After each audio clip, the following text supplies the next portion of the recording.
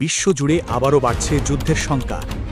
Iran ও ইসরায়েলের মধ্যকার উত্তেজনা এখন এমন এক পর্যায়ে পৌঁছেছে যেখানে শুধু কথা নয়, তৈরি হচ্ছে যুদ্ধের মঞ্চ। আর এই উত্তেজনার কেন্দ্রবিন্দুতে রয়েছে ইউরেনিয়াম এনরিচমেন্ট, মানে পরমাণু সমৃদ্ধকরণ।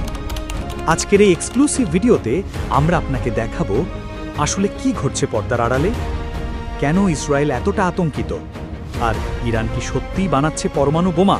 সম্প্রতি ইসরায়েলের প্রধানমন্ত্রী বেঞ্জামিন নেতানিয়াহু এক বিস্ফোরক বক্তব্যে বলেন, আমরা ইরানকে পরমাণু অস্ত্রধারী রাষ্ট্র হতে দেব না, প্রয়োজন হলে সামরিক শক্তি প্রয়োগ করব। এই বক্তব্য সামনে আসতেই বিশ্বজুড়ে আলোচনায় ফিরে আসে এক ভীতিকর শব্দ, নিউক্লিয়ার ওয়ারফেয়ার।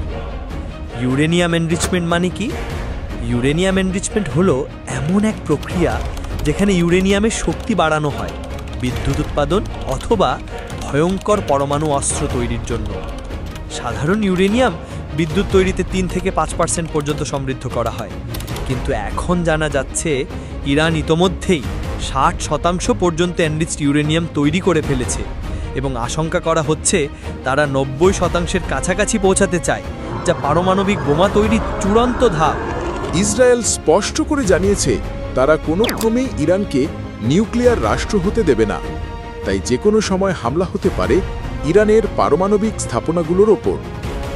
অন্যদিকে ইরান পাল্টা হুমকি দিয়ে বলেছে, যদি আমাদের ওপর হামলা হয় তবে গোটা মধ্যপ্রাচ্য জ্বলবে। বিশেষজ্ঞদের মতে এই পরিস্থিতি কেবল ইরান ইসরায়েলের মধ্যে সীমাবদ্ধ থাকবে না, এর প্রভাব পড়তে পারে সিরিয়া, লেবানন, সৌদি আরব, এমনকি গোটা ইউরোপ ও এশিয়াতেও। এই মুহূর্তে ইরান ইসরায়েল সংঘাত শুধু রাজনৈতিক নয়, বরং পারমাণবিক যুদ্ধের সম্ভাবনা তৈরি করছে। যদি আন্তর্জাতিক কূটনীতি ব্যর্থ হয়, তবে পৃথিবী হয়তো এক ভয়ঙ্কর পর্বের দিকে এগিয়ে যাচ্ছে।